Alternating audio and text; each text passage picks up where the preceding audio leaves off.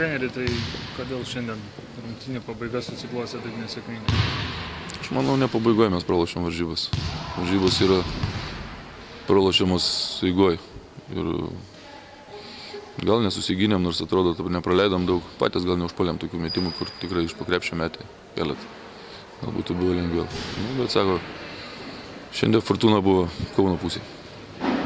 Šiandien atrodo, kad pritrūko to komandinio žaidimo, nes daug taškų buvo pelnyta individualiomis pastangomis. Ja, aš po 2 kėlinių pasakiau, kad mes padarėm tik 4 asistus po 2. Sakau, reikia daugiau, kad kamuolys vaikščiotų, sakau, perimetrų, kad daugiau būtų laisvesnių tų. Nes jie eina į sudvejinimą, sakau, kad pakiltų. Bet matyt nedėjau žaidėjom. Tiesiog ko šiandien pritrūko, nes tas rezultatas gana žemas, po pratęsimo įmėsi tik 72 taškai. Kita vertus apsiginta lyg ir neblogai.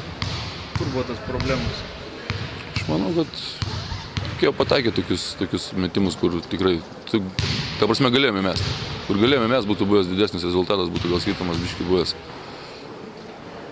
Ir aišku, manau, kad šiandien Kauno ir didelį sulošė, tikrai neblogai koncentravo ir atkarpą padarė tokia 4. kėlinyje, 3. kėlinyje tokia neblogai.